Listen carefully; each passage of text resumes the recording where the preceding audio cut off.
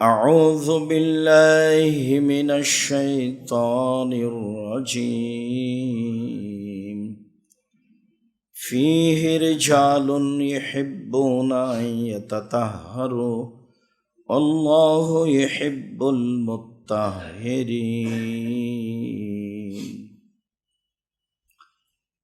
عن أبي هريرة رضي الله تعالى عنه قال লাকিয়ানি রাসূলুল্লাহ সাল্লাল্লাহু আলাইহি সাল্লাম ওকুন্ত জুনুবান ফাখাযা বিয়াদাইয়া ফামাশাইতু মাআহু হাত্তা কাআদা ফানসালালতু ফাআতাইতু রাহলা ফাগতাসালতু সুম্মা জিতু ওয়া হুয়া কাঈদুন ফাকালা আইনা কুনতা ইয়া আবা হুরায়রা কুলতু লাহু কালা সুবহানাল্লাহ ইন্নাল মুমিন লা ইয়ানজুসু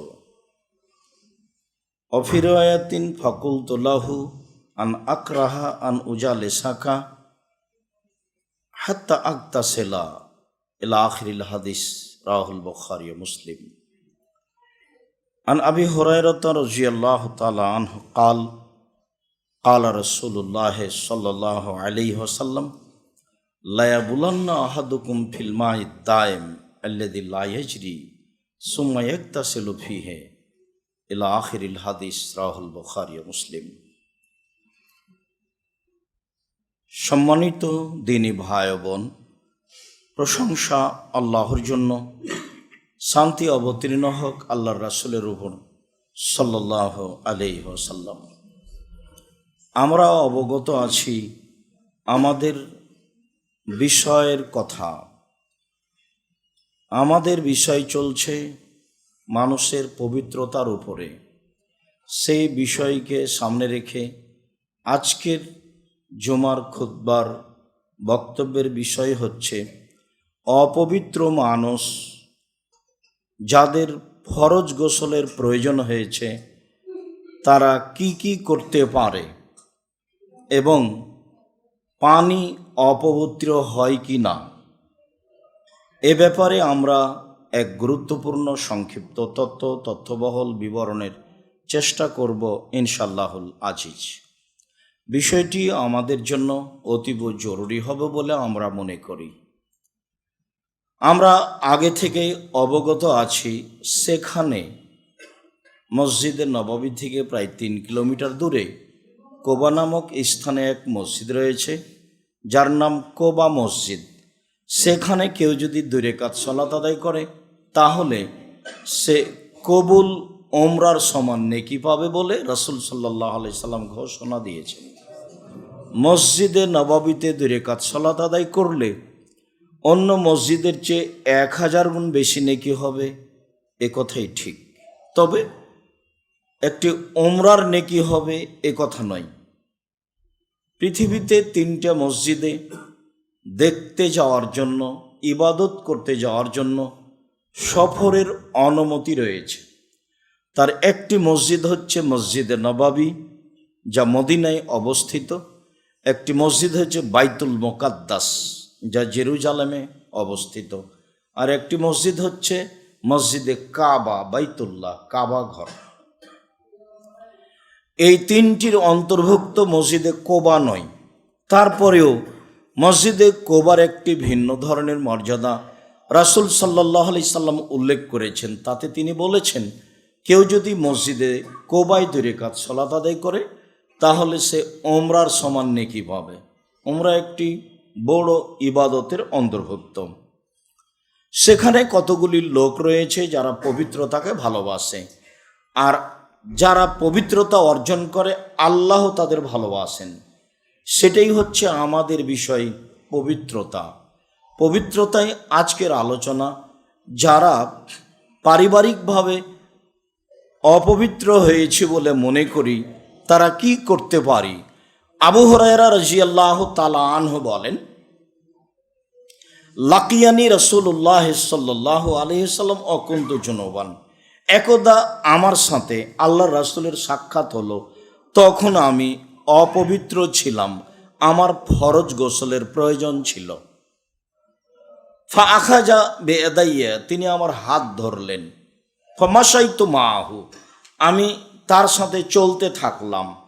তার মানে পৃথিবীর সবচেয়ে বড় মানুষ একটা সাধারণ মানুষের হাত ধরে রাস্তায় চলছেন। তিনি বলেন, মুহাম্মদ সাল্লাল্লাহু আলাইহি সাল্লামের সাথে আমার সাক্ষাৎ হলো, তিনি আমার হাত ধরলেন, এই অবস্থায় তার সাথে আমি চলতে থাকলাম। ফাঁকা আদা, এক জায়গায় তিনি বসে পড়লেন। ফান সালাউত, যখন বসে পড়লেন তখন আমি চুপে না বলে ধীরে ওখান থেকে বের হয়ে গেলাম। চুপে না বলে ধীরে ওখান থেকে বের হয়ে গেলাম। ফাআতাইতু রাহালা, বাসায় চলে আসলাম। ফাক্তা সালতো, গোসল করলাম। সুমা যে এতো, আবার আসলাম। ওহা কায়েদুন, দেখি তিনি সেখানে বসে আছেন। আমি চলে গেছি তিনি জানেন না, এ কথাই নয়, কেননা একই জায়গার ব্যাপার, তিনি জানবেন এ কথাই ঠিক। তিনি এখানে বসে আছেন। আমরা একটা মানুষ হিসেবে সময় ভাবতে পারি কতটুকু সময় লাগতে পারে। ধরলাম বাসা কাছে আছে, দেখি তিনি বসে আছেন। তিনি আমাকে বলছেন, আবু হুরায়রা আইনা কুনতা, আবু হুরায়রা তুমি কোথায় গেছিলে? ফাকুলতু লাহু, বিবরণটা আমি পেশ করলাম, এই ঘটনা। অফি রিওয়ায়াতিন, অন্য এক বর্ণনা এসেছে, লাকাদ কুলতু, আমি তাকে বললাম যে ইন্নী কুনতু জুনুবান, আমি অপবিত্র ছিলাম। ফা আকরাহু আন উজালেসাকা হাত্তা আগতাসিলা, আমি গোসল না করে আপনার পাশে বসে থাকবো, এইটা আমি পছন্দ করিনি। আপনার পাশে বসে থাকতে আমাকে ভালো লাগেনি আমার অপবিত্রতার কারণে, তাই আমি এইভাবে বাসায় চলে গেছিলাম, আমি গোসল করে আসলাম। তখন তিনি উত্তরে বললেন, সুবহানাল্লাহ, ইন্নাল মুমিন লা ইয়ানজুসু। সুবহানাল্লাহ, বলো কি তুমি, মোমেন পুরুষ নারী কোনো সময় অপবিত্র হয় না, বসে থাকার অযোগ্য হয় না, একটা কাজ করার অযোগ্য হয় না। যেটা তার ফরজ গোসলের ব্যাপার, সেটা তার শারীরিক পবিত্রতা। এর অর্থ এই নয় যে সে ব্যক্তি হিসেবে অপবিত্র হয়েছে, সে আমার সাথে বসে থাকতে পারবে না, সে রাস্তায় চলাচল করতে পারবে না, সে কোনো কাজ করতে পারবে না, কথাটা এমন নয়।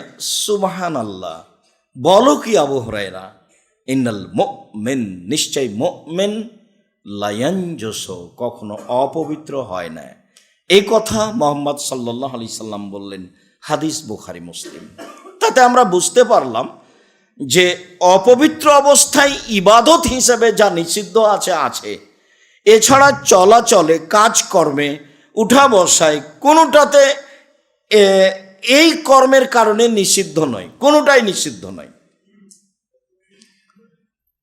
আব্দুল্লাহ ইবনে উমর বলেন, যাকার উমর ইবনুল খাত্তাব লি রাসূলিল্লাহ সাল্লাল্লাহু আলাইহি সাল্লাম আন্নাহু তুসিবহুল জানাবা মিনাল লাইলে, ভাবে মনে হচ্ছে যে সফরের ব্যাপার।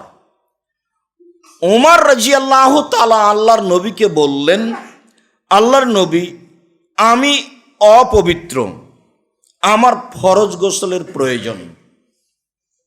তিনি এইভাবে বললেন যে তুসিবহু আল জানাবা, তাকে অপবিত্রতা লেগেছে, তার গোসলের প্রয়োজন। তখন রাসূল সাল্লাল্লাহু আলাইহি সাল্লাম বললেন, তাওয়াদ্দা, ওযু করে নাও, অগসিল যাকারাকা, পুরুষাঙ্গ ধুয়ে ফেলো, সুম্মা নাম, তারপর ঘুমিয়ে যাও। উম্মু সালমা রাদিয়াল্লাহু তাআলা আনহা বলেন, কানান নবী সাল্লাল্লাহু আলাইহি সাল্লাম এজন্নব, আল্লাহর নবী অপবিত্র হতেন, সুমাইয়া নামো, তারপর ঘুমাতেন, সুমাইয়ান তাবেহ, তারপর জাগতেন, সুমাইয়া নামো, তারপর ঘুমাতেন। কোনো এক পর্যায়ে ফজরের আজানের সময় গোসল করতেন। যেখানে এসেছে বুখারী মুসলিমের হাদিসে যে আজান হয়ে গেছে, তখন তিনি অপবিত্র, তখন তিনি গোসল করলেন, সিয়াম থাকলেন। ও দিয়ে বলা হয়েছে যে অপবিত্রতার কারণে, রাতের অপবিত্রতার কারণে, গোসল না হওয়ার কারণে সিয়াম ধরার কোনো সমস্যা নেই, সিয়াম পালনের কোনো সমস্যা নেই। যা বলছিলাম, উম্মু সালমা রাদিয়াল্লাহু তাআলা আনহা বলেন, আল্লাহর নবী অপবিত্র অবস্থায় ঘুমাতেন, জাগতেন, ঘুমাতেন। এক সময়ে তিনি গোসল করতেন। বোঝা যাচ্ছে অপবিত্র অবস্থায় ঘুমানো যায়, তবে কিছু কাজ আছে। আয়েশা রাদিয়াল্লাহু তাআলা আনহা বলেন, কানান নবী সাল্লাল্লাহু আলাইহি সাল্লাম ইযা কানা জুনুবান, আল্লাহর নবী যখন নিজে অপবিত্র হতেন, ফাআরাদা ইয়ানামা ইয়াকুলা, এরপরে যখন তিনি ঘুমাতে চাইতেন বা কিছু খেতে চাইতেন, গোসল করেননি, তিনি ঘুমাতে চাইতেন বা কিছু খেতে চাইতেন, ফায়াতাওয়াদ্দা ওযুআহু লিস-সালাতে, তখন তিনি সলাতের অজু করে নিতেন। বাস, এখন যা ইবাদত নিষিদ্ধ সলাত, সেইটা ব্যতীত সব চলবে। এখন খাবে, এখন কাজ করবে, এখন ঘুমাবে, এটাই শরীয়ত। হাদিস সব ধারাবাহিক বুখারী মুসলিম। আয়েশা রাদিয়াল্লাহু তাআলা আনহা বলেন, আল্লাহর নবী অপবিত্র হওয়ার পর তিনি খাওয়ার ইচ্ছা করলে, ঘুমানোর ইচ্ছা করলে অজু করে নিতেন, তারপরে তিনি ঘুমাতেন। আবু সাঈদ খুদরি রাদিয়াল্লাহু তাআলা আনহু বলেন, রাসূল সাল্লাল্লাহু আলাইহি ওয়াসাল্লাম বলেছেন,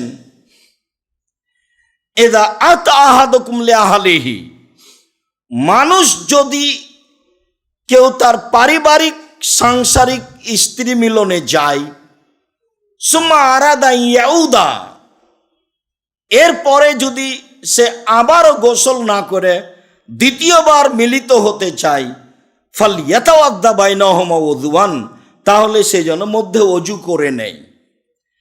আরও একাধিক হাদিসে প্রমাণ হবে অজু ছাড়াই সাংসারিক জীবন চলছে।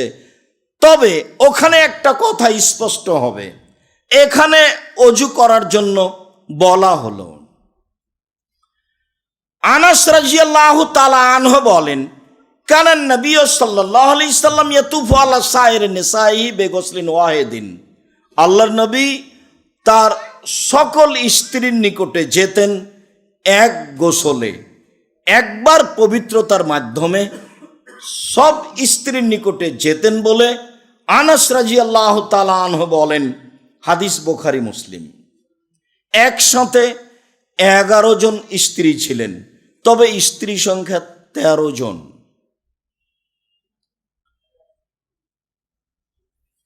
আবু রাফি রাদিয়াল্লাহু তাআলা আনহু বলেন,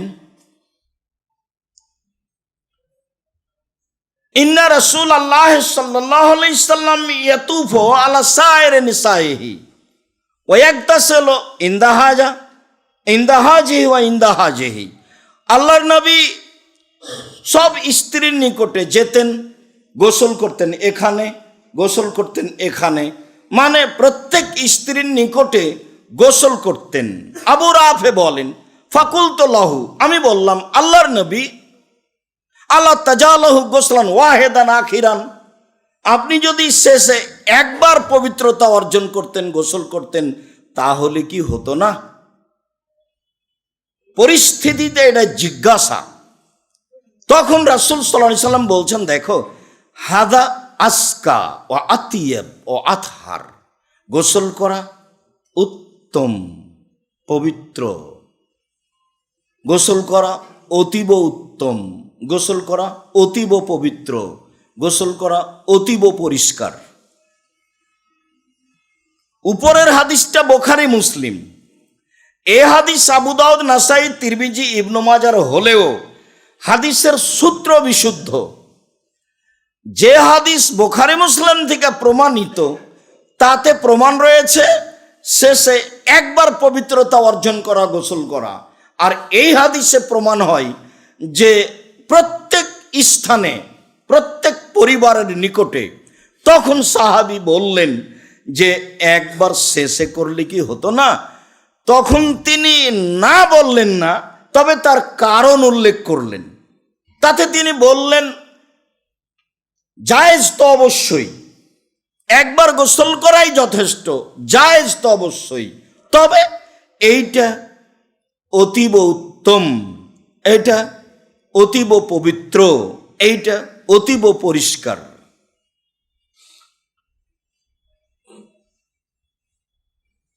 ইবনে আব্বাস রাদিয়াল্লাহু তাআলা আনহু বলেন, ইকতাসালা বাজু আজিজিন নবী সাল্লাল্লাহু আলাইহি ওয়াসাল্লাম ফি জাফনাতিন, আল্লাহর নবীর কোন স্ত্রী একটা বালতিতে পানি ছিল বা একটা বড় পাত্রে পানি ছিল, সেই পানিতে গোসল করেন।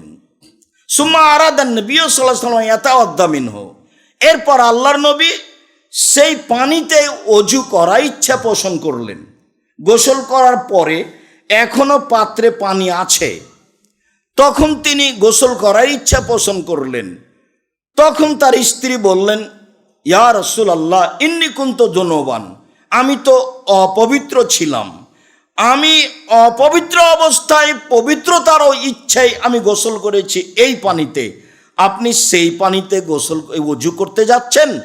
তখন আল্লাহ রাসূল বললেন যে ইন্নাল মা লা ইয়াজনুস, নিশ্চয়ই পানি অপবিত্র হয় না।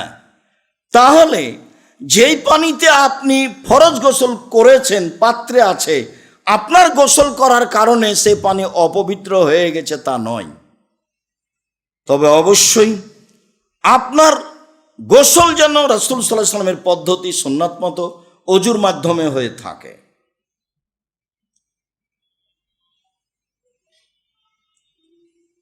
আয়েশা রাদিয়াল্লাহু তাআলা আনহা বলেন,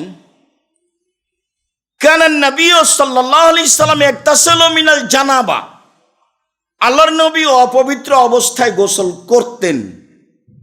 সুম্মা ইয়াস্তাগফিরু বি ক্বাবলা নাগতাসিলা, এরপরে তিনি আমার শরীরের সাথে শরীর রেখে গরম অনুভব করতেন আমার মাধ্যমে, তখন আমি গোসল করিনি। এক ডাক্তারের কথা এলাকা ভিত্তিক বিভিন্নভাবে হয়ে থাকে, শিরক হয়ে থাকে বিভিন্নভাবে। তো রাজশাহী বাগমারার এক ডাক্তার বলছে যে আমাদের অবস্থাটা এই যে স্বামী স্ত্রী গোসল করেছে, স্বামী এখন গোসল করে ঘরে যাচ্ছে আর স্ত্রী গোসল করতে আসছে, এতে যদি গায়ের সাথে গাও লেগে যায় তাহলে গোসল বাতিল। দিনাজপুরে এক হাই স্কুলের হেডমাস্টার বলছেন, আব্দুর রাজ্জাক সাহেব, চৌকি বিছানা থেকে নিয়ে বাহির বারান্দা পর্যন্ত, স্যান্ডেল পর্যন্ত, জুতা পর্যন্ত চটছালা মাদুর বিছা আছে, কেন বলতে পারেন? বলছি তা তো বলতে পারছি না, হয়তো বা পরিষ্কারের জন্য। তখন বলছেন না না না না, যার ফরজ গোসল হয়েছে সে গোসল না করে যদি মাটিতে পা দেয় তাহলে মাটি অভিশাপ করবে, এই জন্য জুতা স্যান্ডেল পর্যন্ত মাদুর বিছানো আছে। আয়েশা রাদিয়াল্লাহু তাআলা আনহা বলেন, আল্লাহর নবী আগে গোসল করে আমার শরীরের মাধ্যমে গরম অনুভব করতেন, তখন আমি গোসল করিনি। আম্মার ইবনে ইয়াসির রাদিয়াল্লাহু তাআলা আনহু বলেন, রাসূল সাল্লাল্লাহু আলাইহি ওয়াসাল্লাম বলেছেন, সালাসুন লা তাকরাবুহুল মালায়েকাত, তিন শ্রেণীর মানুষের কাছে ফেরেশতা যায় না, তিন শ্রেণীর মানুষের নিকটে ফেরেশতা হয় না। এক, জিফাতুল কাফির, অপবিত্র অমুসলিমের লাশের পাশে, অমুসলিমের লাশের পাশে, অমুসলিমের নিকটে অমুসলিম মৃত ব্যক্তির পাশে যায় না। দুই,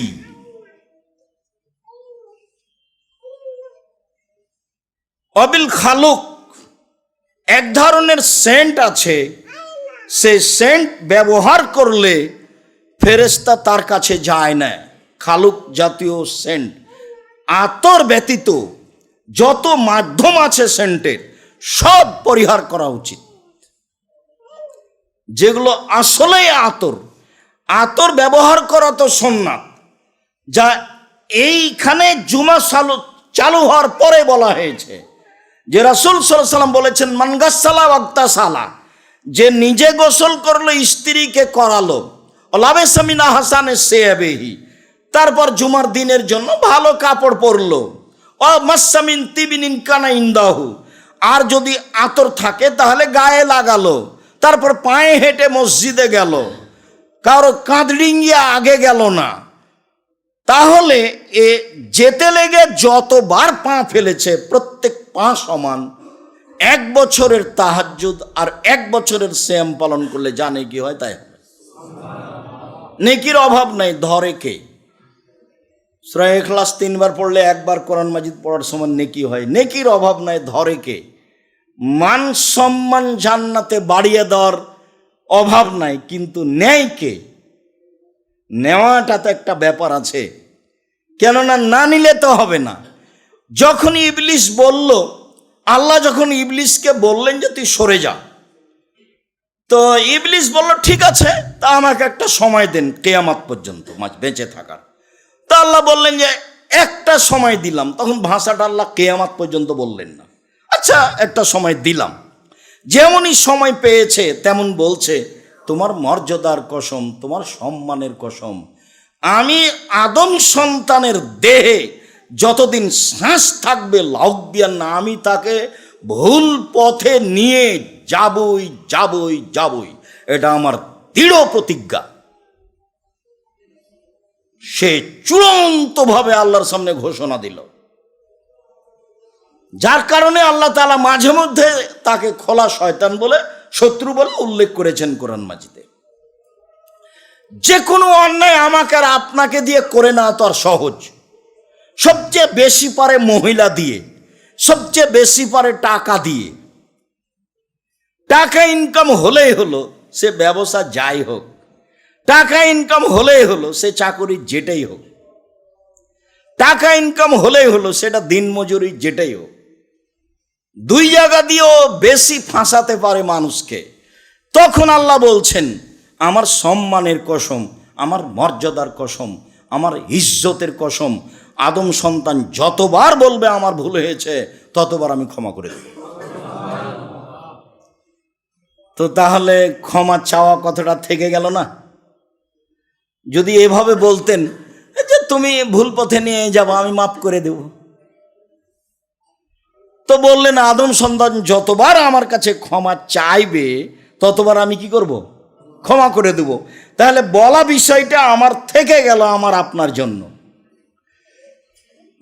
একদিন গাধার পিঠে উঠে আল্লাহ নবী বলছেন, মজ গাধার পিঠে আর কতখানি দূরাদূরি আছে, এমনি তো ছোট প্রাণী পাশাপাশি। তো বলছেন মজ, তখন লাব্বাইক ওয়াসাদাইক ইয়া রাসূলুল্লাহ, বলেন আল্লাহ নবী আমি প্রস্তুত। কি বলছেন বলেন? মজ লাব্বাইক ওয়াসাদাইক, জি বলেন আমি প্রস্তুত। মজ লাব্বাইক ওয়াসাদাইক, জি বলেন আমি প্রস্তুত। বললেই তো হলো, পাশেই তো লেগে আছে।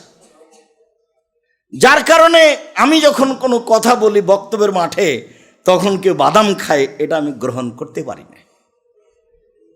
আমি কেসা কাহিনী বললে আমার ভেতরটা একটু দুর্বল থাকতো, তো আমি তো কোনোদিন কেসা কাহিনী বললাম না। আপনি এই সময়ে চায়ের স্টলে থাকেন, আমি তখন কেমনে মেনে নিই? গাধার পিছনে আছে, কত প্রস্তুতির সাথে কথাটা বলছেন। বলতে পারো মজ, আল্লাহ আমাদের কাছে কি পান আর আমরা আল্লাহর কাছে কি পাই, এইটা কথা জিজ্ঞাসা মজকে, এটা জিজ্ঞাসা। তখন বলছেন আল্লাহ এবং আল্লাহর ভালো রাসূল ভালো জানেন, বলতে পারছি না। দেখো, আল্লাহর কাছে আমরা পাই, উনি আমাদের শাস্তি দিতে পাবেন না,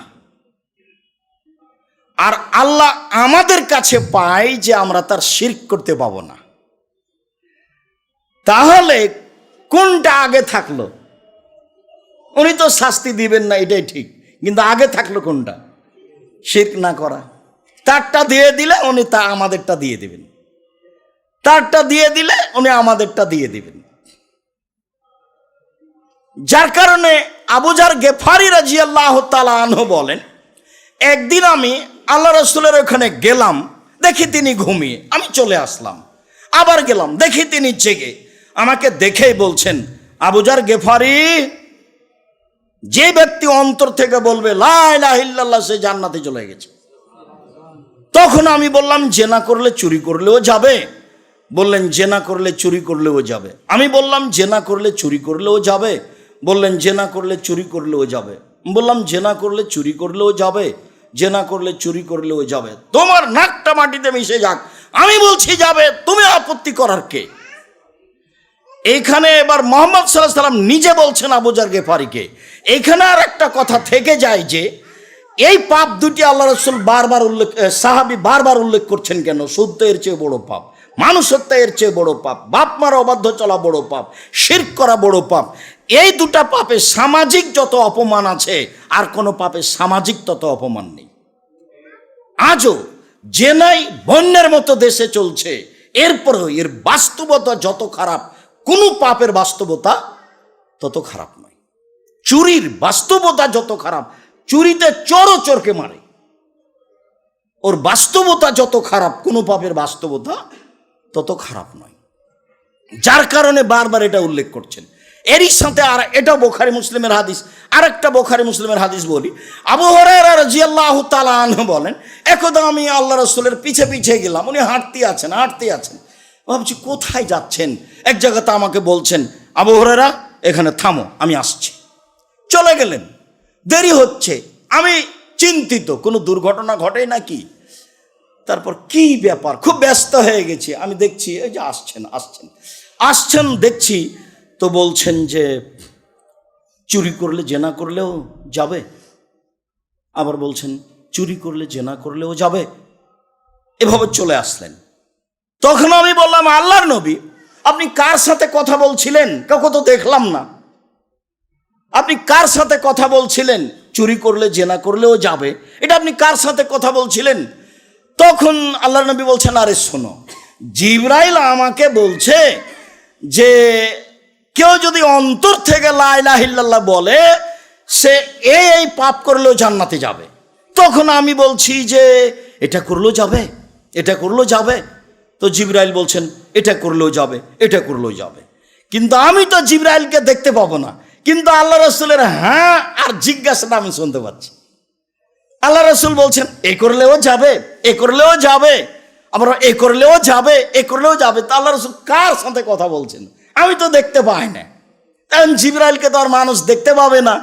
আয়েশা রাদিয়াল্লাহু তাআলা আনহাকে আল্লাহ রাসূল বলছেন, আয়েশা জিবরাইল তোমাকে সালাম দিল, এই যে জিবরাইল তোমাকে সালাম দিল। তখন জিবরাইল বলছেন, ওয়া আলাইহিস সালাম, আপনাকেও সালাম, জিবরাইলকেও সালাম। আপনি তো দেখতে পান, আমরা তো দেখতে পাই না। আপনি তো বুঝতে পারেন, আমরা তো বুঝতে পারি না।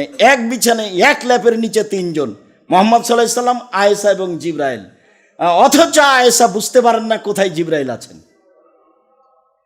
একসাথে এক বিছানায় তিনজন, আয়েশা রাদিয়াল্লাহু বুঝতে পারেন না যে জিবরাইল কোথায় আছেন। যেটা বলছিলাম সেটা হচ্ছে কথা প্রসঙ্গে কথা এসেছে তো শিরক, ওরটা আগে দিয়ে দিলে আমারটা দিয়ে দিবেন। তো আমাকে কিছু বলা লাগবে, না বললে তো আর কিছু হয় না। নেকি তো মানুষ লুটে নিতে পারে, এ কথাই ঠিক। পথ তো অনেক, কিন্তু ধরে কে? ধরলে তো কিছু বলা লাগে, কিছু করা লাগে। তো তিন শ্রেণীর মানুষের কাছে ফেরেশতা যায় না। তার তৃতীয় শ্রেণীর মানুষ, যারা অপবিত্র হয় যতক্ষণ পর্যন্ত অজু না করে। জরুরি না হলেও অজু করে ঘুমাবে, অজু করে কাজ করবে, অজু করে রান্না বান্না করবে, অজু করে বেগুনের গাছ থেকে বেগুন উঠিয়ে নিয়ে আসতে পারে, সিমের গাছ থেকে সিম তুলে নিয়ে আসতে পারে, যে কোনো কাজ করতে পারে অজু করে। আমি গোসল করিনি সেই জন্য মাটি আমার ওপরে অভিশাপ করবে, সিম গাছ থেকে সিম ছিঁড়লে সিম আর ধরবে না, এইসব সব হচ্ছে শিরকি কথা। আমর ইবনে হাজম রাদিয়াল্লাহু তাআলা আনহু বলেন, একটা পত্র আল্লাহর নবী লিখেছিলেন আমার কাছে। পত্রে লেখা ছিল, আল্লাহ ইয়ামাসাল কোরআনা ইল্লা তাহিরুন, পবিত্র ব্যক্তি ছাড়া যেন কোরআন স্পর্শ না করে। এই হাদিস দিয়ে এক শ্রেণীর মানুষ বলতে চেয়েছেন যে অজু না করলে কোরআন শরীফ স্পর্শ করা যাবে না। এইটা মূলত অমুসলিম মানুষকে বলা হয়েছে, অমুসলিমকে। অমুসলিম কোরআন মাজিদ স্পর্শ করতে পাবে না। আর কেউ যদি আরেকটু ব্যাখ্যা করার চেষ্টা করেছে, তারা বলেছে যে যাদের ফরজ গোসলের প্রয়োজন হয়েছে ফরজ গোসল না করে তারা কোরআন মাজিদ স্পর্শ করতে পারবে না। এখানে যেটা বলা হয়েছে সেইটা হলো মূলত অমুসলিম। মুসলিম যে কোনো সময়ে কোরআন মাজিদ স্পর্শ করে পড়তে পারে, তবে যার ফরজ গোসলের প্রয়োজন তার জন্য স্পর্শ করে ধরে না পড়াই ভালো। ঋতুবতী মহিলা ধরতে পারে, পড়তে পারে। নেফাস সন্তান প্রসবের পরে যাদের রক্ত আসে তারা ধরতে পারে, পড়তে পারে। তার প্রমাণ কি?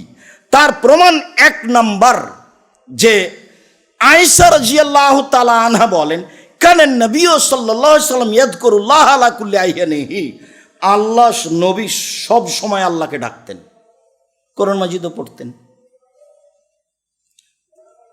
আয়েশা রাদিয়াল্লাহু তাআলা আনহা বলেন, আমি হজ সফরে গিয়ে তওয়াফ করতে করতে আমার ঋতু হয়ে গেল, আমি বসে কাঁদছি। তো আল্লাহ রাসূল বলছেন, কি ব্যাপার, কেন তুমি কাঁদছো? ও তোমার ঋতু হয়েছে, সে তো তুমি কাঁদছো। তখন তিনি বলছেন, হ্যাঁ, আপনারা যাবেন হজ আর উমরা নিয়ে, আর আমি শুধু হজ নিয়ে যাব, আমার উমরা তো বাতিল হয়ে গেল ঋতুর কারণে, আমি সেই জন্য কষ্টে কান্নাকাটি করছি। আল্লাহ রাসূল বলছেন, আরে সেই চিন্তা করো কেন তুমি, এটা তো আদমের মেয়েদের উপরে ফরজ করে দেওয়া হয়েছে, এখানে তোমার দুঃখ আফসোস করার কিছু নেই। আদম সন্তানের মেয়ে যারা, তাদের এটা হবেই, এটা স্বাভাবিক ব্যাপার। ইসলাম ইসলামুল হাজ্জ ইল্লা তফ, তফ ব্যতীত, সালাত ব্যতীত যা হাজি করে সবই করো, যা করে।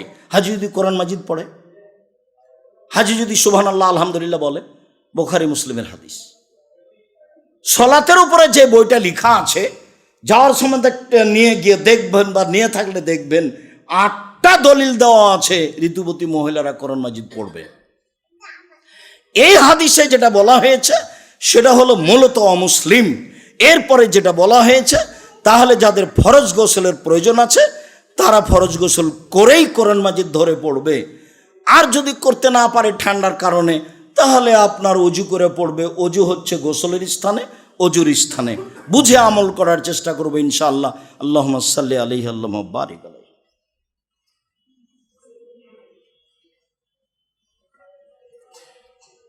আলহামদুলিল্লাহ ওয়াহদা ওয়াসসালাতু ওয়াসসালামু আলা মান লা নাবিয়্যা বাদা। আবু হুরায়রা রাদিয়াল্লাহু তাআলা আনহু বলেন, রাসূল সাল্লাল্লাহু আলাইহি সাল্লাম বলেছেন, লা ইয়াবুলান্না আহাদুকুম ফিল মাই দাইম আল্লাযী লা ইয়াজরি সুমা ইয়াগতাসিলু ফিহি, অবশ্যই তোমাদের কোনো পুরুষ নারী যেন বদ্ধ পানিতে গোসল না করে, যে পানি চলে না আবার সে সেখানে গোসল করবে, এমন পানিতে যেন কেউ পেশাব না করে। পেশাব পায়খানা বদ্ধ পানিতে করা নিষেধ জোরালোভাবে, যে পানিতে সে গোসল করবে। আবু হুরায়রা রাদিয়াল্লাহু তাআলা আনহু বলেন, রাসূল সাল্লাল্লাহু আলাইহি সাল্লাম বলেছেন, লা ইয়াগতাসিলু আহাদুকুম ফিল মাই দাইম ওয়া জুনুবুন, অপবিত্র অবস্থায় ফরজ গোসল কেউ যেন বদ্ধ পানিতে না করে। আমাদের দেশে যেগুলো পুকুর, বড় হোক আর ছোট হোক, সেগুলো বদ্ধ না চলমান? বদ্ধ। যদিও বিদ্বানেরা কিছু বলতে চেয়েছেন, কালু সাহাবেগণ বললেন, আবু হুরায়রা কাইফা ইয়াফালু, তাহলে অপবিত্র মানুষেরা কি করবে, কিভাবে গোসল করবে? তখন তিনি বলছেন, ইয়াতামানান তানাওয়ালান, বালতি থেকে উঠিয়ে নিবে, উঠে নিয়ে এসে উপরে নিয়ে এসে গোসল করবে। পানি অপবিত্র হয়, এ হাদিস এখানে 2টা বুখারী মুসলিমতে থাক, পরে ধারাবাহিক আরো আসছে। সাইব ইবনে ইয়াজিদ রাদিয়াল্লাহু তাআলা আনহু বলেন যে, জাহাবাত বি খালাতি ইলা রাসূলিল্লাহ সাল্লাল্লাহু আলাইহি সাল্লাম, আমার খালা আমাকে রাসূলের কাছে নিয়ে গেলেন, আমার খালা আমাকে রাসূলের কাছে নিয়ে গেলেন, নিয়ে গিয়ে বললেন, হাজা ইবনু উখতি ওয়াজিউন, আল্লাহ নবী, এটা হলো আমার বোনের ছেলে অসুস্থ, এটা আমার বোনের ছেলে অসুস্থ। ফামাসা রাসি, তখন আল্লাহ নবী আমার মাথার উপরে হাত দিয়ে মাথাটা বলিয়ে দিলেন। ওয়াদালি বিল বারাকা, তারপর বরকতের দোয়া করে দিলেন।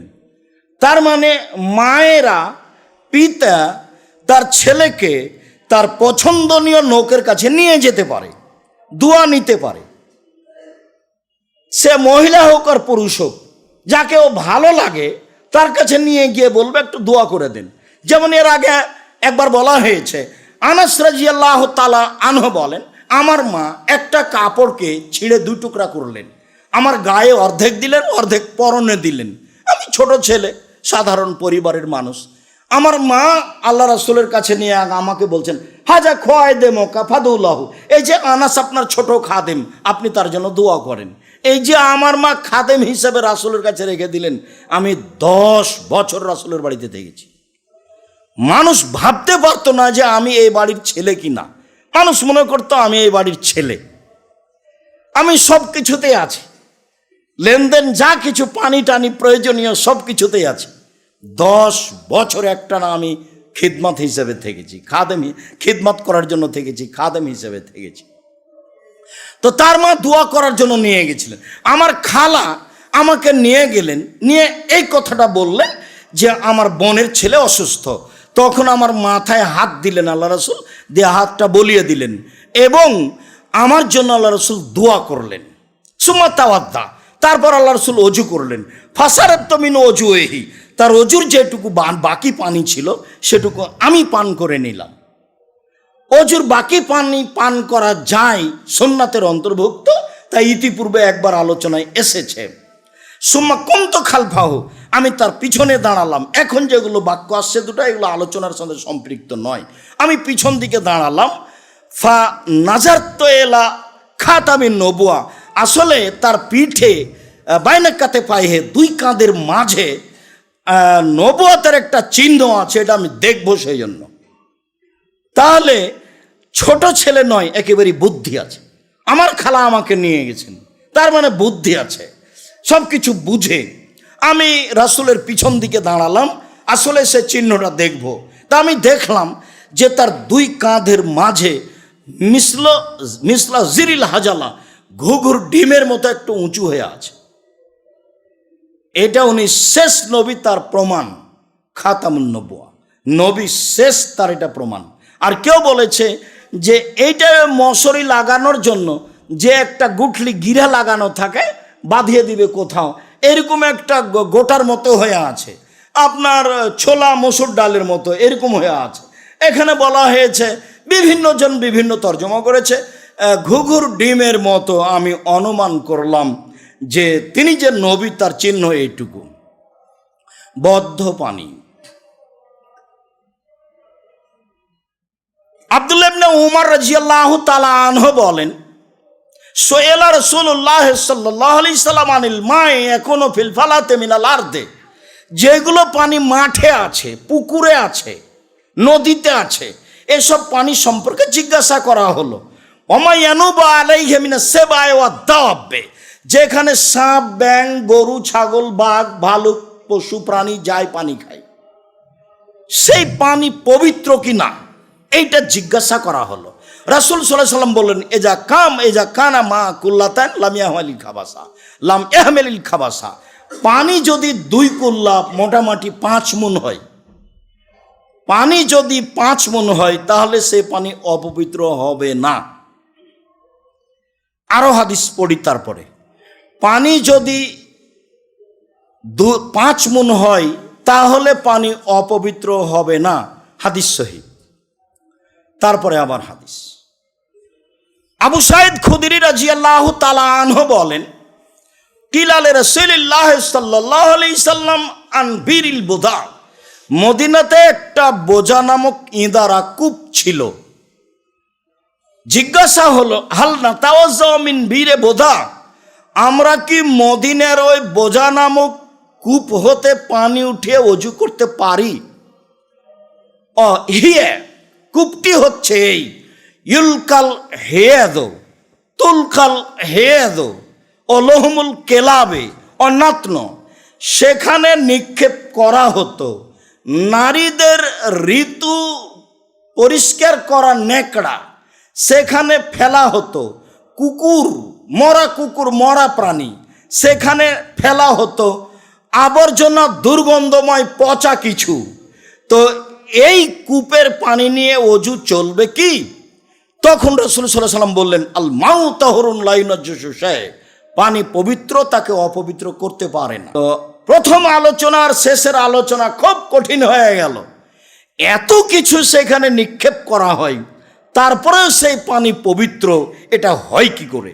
আর পৃথিবীর সবচেয়ে বড় মানুষ বলছেন যে 20 হলে বুঝতে পারেন যে এটা ঠিক না বেঠিক। 20 হলে যিনি আঁচ করেন যে এটা ঠিক না বেঠিক, সব উপর থেকে হয়, এটা কিভাবে তিনি বলেন যে পানি পবিত্র? বিদ্বানগণ এক এক কথা বলতে চেয়েছেন। তাতে বলতে চেয়েছেন এক সময়ে নিক্ষেপ করা হতো, এখন করা হয় না। যখন জিজ্ঞাসা করা হয়েছে তখন এসব কিছু নিক্ষেপ করা হতো না, তাই চলবে কি চলবে না এটা জিজ্ঞাসা করা হয়েছে। যেহেতু এখন নিক্ষেপ করা হয় না, কাজে চলে। তা আমরা তো খুব ভালো জানি, আমাদের বাড়ির পাশে গরু জবাই করার পরে পা ফেলে দেওয়া হতো, ভুঁড়ি ফেলে দেওয়া হতো, শকুন আসতো, এসবগুলো তো ফেলা হতো। তো এখানে ফেলা হতো, তো এখন তো আর ফেলা হয় না। এখন তো মানুষ প্রায় সব কিছুই খায়, তো তখন হয়তো এরকম ছিল না। ঘটনা এমন হতে পারে, না হওয়ার কিছু নয়। তবে বিদ্বানগণ এই ব্যাপারে আশ্রয় নিয়েছেন এইভাবে। তারপরে চলে আবু হুরায়রা রাদিয়াল্লাহু তাআলা আনহু বলেন, রাসূল সাল্লাল্লাহু আলাইহি সাল্লামকে জিজ্ঞাসা করা হলো, আল্লাহর নবী, ইন্না নারকাবুল বাহারা, আমরা সাগরে নৌকায় আরোহণ করি, ও নাহমিলুল মানা কালিলান মিনাল মা, অল্প পানি সাথে নিই, যদি আমরা এতে অজু করি তাহলে পিপাসিত থেকে যাব। সাগরের পানি কি অপবিত্র? সাগরের পানিতে কি অজু করতে পারি? তখন আল্লাহ রসুল বললেন, আত্তাহুরু মাহুল হিল্লু মাইতাতুহু, সাগরের পানি পবিত্র, তার মরা প্রাণী হালাল। একটা জিজ্ঞাসা করতে গিয়ে আর একটা চলে আসলো। চলেন এবার এখানে সংক্ষিপ্ত কথা বুঝে নিই। বুখারী মুসলিমের এক হাদিসে এসেছে পানি পবিত্র, পানি অপবিত্র হয় না। এক হাদিসে এসেছে আবু দাউদ, নাসাই, তিরমিজির হাদিসে যে পানি 5 গুণ হলে অপবিত্র হয় না। আবার একটি জয়ীফ হাদিসে এসেছে যে পানি অপবিত্র হয় না, তবে এদা গাইয়ারা রিহহু আও তামহু আও লাউনহু, যদি রং পরিবর্তন হয়, অথবা গন্ধ দেখা যায়, অথবা স্বাদ পরিবর্তন হয়ে যায়, তাহলে পানি অপবিত্র হয়। বুড়ি গঙ্গার নদীর পানি তো কোটি কোটি মন, পাশে উপরে যারা আছে যেগুলো নলা, পানি তো মুখে দেওয়া তো বহু দূরের কথা, নামতেই সাহস করবে না, পানি তো অপবিত্র হয়। তার একাধিক হাদিস ইতিপূর্বে চলে গেছে, ধরতে পেরেছেন কিনা। এক হাদিসে এসেছে যে এজাস্তাইকাজা আহাদুকুম মিন নাওমিহি ফালা ইয়াগমিসাদাহু, তোমাদের কোনো ব্যক্তি যদি ঘুম থেকে উঠে তাহলে হাত যেন পানিতে না ঢোকায়। ঢোকালে কি হবে? ঢোকালে কি হবে? পানি অপবিত্র হয়ে যাবে। তাই তো তিনি শক্তভাবে নিষেধ করলেন। হাদিস তো বুখারী মুসলিম। আবার বললেন, অবশ্যই তোমাদের কোনো ব্যক্তি যেন বদ্ধ পানিতে পেশাব না করে। মানে কি? পানি অপবিত্র হয়ে যাবে। অবশ্যই তোমাদের কেউ যে পানি চলে না তাতে যেন ফরজ গোসল না করে। তাহলে বোঝা যাচ্ছে পানি অপবিত্র হয়। পানি তো অপবিত্র হয়, তাহলে পানির পরিমাণ কি? তখন বিদ্বানগণ, এক শ্রেণীর বিদ্বান বলতে চেয়েছেন, আসলেই 5 মণ পানি হলে পানি অপবিত্র হবে না। এক শ্রেণীর বিদ্বান বলতে চেয়েছেন, আসলেই যতক্ষণ পর্যন্ত রং, স্বাদ, গন্ধ পরিবর্তন হচ্ছে না ততক্ষণ পর্যন্ত পানি অপবিত্র হবে না। 1 গিলাস পানিতে যদি 1 ফোঁটা পেশাব পড়ে যায় তাহলে অপবিত্র কোনোটাই হবে না। রঙও পরিবর্তন হবে না, স্বাদও পরিবর্তন হবে না, গন্ধ আপনার এও হবে না, সবটাই ঠিক থাকবে, অথচ পানি অপবিত্র। আর আজ তো লক্ষ লক্ষ মণ পানি অপবিত্র, সেটা দেখতে পাচ্ছি। তাহলে সব হাদিসের সারমর্মে পানি অপবিত্র হয়, এ কথাই ঠিক। যারা বলেছে যে সুচিন্তিত মানুষ যেটাকে অপবিত্র বলবে পানি, সেটাই অপবিত্র, এটাই ঠিক। পানি তো অপবিত্র হয়, 2.5 মণ হলেও হয়, 1 গিলাস হলেও হয়। 1 গিলাস পানির স্বাদও পরিবর্তন হবে না, গন্ধ পরিবর্তন হবে না, রঙও পরিবর্তন হবে না, অথচ তাতে 1 ফোঁটা পেশাব পড়েছে, তো অপবিত্র হয়ে গেছে। 2 কুল্লা কেন, লক্ষ লক্ষ মণ পানি অপবিত্র। তো পানি তো অপবিত্র হয়, এটাও হাদিস। তাহলে বোঝা গেল যে আসলে মূলত সুচিন্তিত মানুষ যাকে বলবে পানি অপবিত্র, সেটা অপবিত্র। এবার চলেন পরের অংশে। রাসূল সাল্লাল্লাহু আলাইহি সাল্লাম বললেন যে জিজ্ঞাসা হলো সাগরের পানিতে অজু করতে পারি কিনা। সাগরের পানি দিয়ে যদি অজু না চলে, ওটা যদি অপবিত্র হয় লবণাক্তের কারণে, তাহলে আমরা তো যেটা সাথে পানি নিই সেটা তো অল্প, অজু করলে শেষ হয়ে যাবে। তখন আল্লাহ রাসূল এক জিজ্ঞাসায় দুই উত্তর দিলেন, অজু করতে পারি কিনা। তখন বলছেন আরে সাগরের পানি পবিত্র আর সাগরের প্রাণী হালাল। এখন সাগরের প্রাণী হালাল, তো সাগরে তো ইয়ে আছে, হাঙ্গর আছে, কুমির আছে, সাপ ব্যাং আছে। এখন ফায়সালা এক শ্রেণীর মানুষ বলতে চেয়েছেন, বড় বড় বিদ্বান যারা দুই চারজন, আমি নাম উল্লেখ করি না তো সেই জন্য বলছি না, না হলে আমি নাম উল্লেখ করে বলতাম। পৃথিবীর শ্রেষ্ঠ বিদ্বান এক শ্রেণীর, তারা বলছে যে উপরে যেটা হালাল প্রাণী, পানি তো সেটা হালাল প্রাণী। উপরে যেটা হারাম প্রাণী, পানি তো সেটা হারাম প্রাণী। এক শ্রেণীর বিদ্বান বলছেন, একবার শীর্ষস্থানীয় যারা বিদ্বান, তারা বলছেন ব্যাং ব্যতীত সবই হালাল। আর এক শ্রেণীর বিদ্বান বলছেন যে মানুষ যাকে মাছ বলবে সেটা হালাল, মানুষ যাকে বলবে যে মাছ নয় সেটা হারাম। তাহলে আমরা রাসূল সাল্লাল্লাহু আলাইহি সাল্লামের হাদিস থেকে বুঝি এটাই যে যারা যেটাকে মাছ বলে, রুচি বলে খাবে তার জন্য সেটা জায়েজ। ব্যাং নিষিদ্ধ অন্য হাদিস দ্বারা প্রমাণিত। সরাসরি দুইটা হাদিসে ব্যাং হত্যা করা, ব্যাং দিয়ে চিকিৎসা করা, ব্যাং খাওয়া টোটালে না করে দিয়েছেন আল্লাহ নবী। অতএব ব্যাং ব্যতীত পানিতে যেসব প্রাণী আছে, কুঁচে হোক, কাঁকড়া হোক, আরও কিছু হোক, কচ্ছপ হোক, রুচি হলে খাবে, না হলে খাবে না। আমি খেতে বললাম এর অর্থ এই নয় যে বাড়িতে গিয়ে একটা কচ্ছপ ধরে নিয়ে বউকে বলবেন রান্না করো খাও। তখন আপনার এর মতো গাজীপুরের মতো বউ বলবে আমাকে তালাক দিয়ে দাও ভাই, তোমার সাথে আমি থাকবো না, আমি এগুলো করতে পারবো না, আমি এই সংসারও করবো না। আর আমি বললাম হাদিসের গতিতে এই, তো সেই জন্য আজকেই কচ্ছপ ধরে বাড়িতে নিয়ে যেতে হবে, এটা তো নয়। মনে রাখা ভালো হবে যে এটাই ঠিক, যারা পানির প্রাণীকে যারা যেটা মনে করবে তারা সেটা খাবে, এ কথাই ঠিক। আপনি তো ব্যাংচি খান না, কোনো দিকে খাই। আপনি তো চিংড়ি মাছ খাচ্ছেন, কোনো দিকে বলছে এটা পোকা। তা অতএব এটাই ঠিক, মাছ যেটা সেটা খাবে, যার যেখানে রুচিতে কুলায়। ব্যাং টোটালেই নিষেধ। এ ব্যতীত যার যা রুচি হয়, সেটা কুমির হোক, আরও কিছু হোক, সেটা উভয় প্রাণী হোক, সেটা পানির প্রাণী হোক, সেটা স্থানের প্রাণী হোক, পানিতে থাকে তো, স্থলের প্রাণী হোক, পানিতে থাকে তো। অতএব আপনার রুচি হলে খাবেন, এ কথাই ঠিক। রাসূল সাল্লাল্লাহু আলাইহি ওয়াসাল্লাম পানির ব্যাপারে বললেন পানি অপবিত্র হয়। এ বিষয়ে আরেকটি গুরুত্বপূর্ণ কথা ছিল। রাসূল সাল্লাল্লাহু আলাইহি সাল্লামের মুখ থেকে স্পষ্ট বোঝা যায় যেটা, সেটা হলো এই যে পানি অপবিত্র হয়, এ কথাই ঠিক। যদি আমরা পানি পবিত্রতার ব্যাপারে সিদ্ধান্ত নিতে পারি এ পানি পবিত্র, তাহলে আমরা সেই পানি অজুর জন্য, গোসলের জন্য ব্যবহার করব। আর পারিবারিক বিষয়টি যেভাবে বলা হলো, অজুর প্রয়োজন হলে সে অজু করেই সব কিছু করতে পারবে, গোসল না করলেও, তার যেন সন্দেহ না হয়। জি, মুহাজির ইবনে কুনফুজ রাদিয়াল্লাহু তাআলা আনহু বলেন, আন্নাহু আতান নবী সাল্লাল্লাহু আলাইহি সাল্লাম, একদা তিনি আল্লাহর নবীর কাছে আসলেন। ওহ ইয়াবুলো, তখন আল্লাহ রাসূল পেশাব করছিলেন। ফাসাল্লামা আলাইহে, তিনি তাকে সালাম দিলেন। ফারাম আব্দু আলাইহে, আল্লাহ রাসূল তার সালামের উত্তর দিলেন না। ফাতাওয়াদ্দা, তিনি অজু করলেন। ও ইতাজারা ইলাইহে, তারপর আপত্তি পেশ করে তাকে বললেন, দেখো তুমি তো সালাম দিয়েছ, আমি তোমার সালামের উত্তর দিইনি এই জন্য যে আকরাহান আযকরা বেগাইরে তাহুরিন, আমি পবিত্রতা ছাড়া আল্লাহকে ডাকা ভালোবাসি না, সেই জন্য আমি তোমার উত্তরটা অজু করার পরে দিলাম। আমার পেশাব পায়খানা অবস্থায় তুমি সালাম দিয়েছিলে, আমি ওই সময়তে তোমার উত্তর দিইনি। আমি এই জন্য উত্তর দিইনি যে পবিত্রতা ছাড়া আমি ইবাদত করা পছন্দ করি না। আয়েশা রাদিয়াল্লাহু তাআলা আনহা বলেন, আল্লাহর নবী সব সময় আল্লাহকে ডাকতেন, তাহলে অনেক সময় অপবিত্র অবস্থায়ও তিনি আল্লাহকে ডাকতেন, এ কথাই ঠিক। এটা হলো তার অতিরিক্ত পবিত্রতার ব্যাপার। এখন থাকলো যে পবিত্রতা এইভাবে পেশাব পায়খানা অবস্থায় সালাম দেওয়া যায় কি না। ইবনু মাজার এক হাদিসে এসেছে যে এ অবস্থায় সালাম না দেওয়াই উত্তম, তবে ফেকার বইয়ে 14টি জায়গা উল্লেখ করা হয়েছে সালাম না দেওয়ার।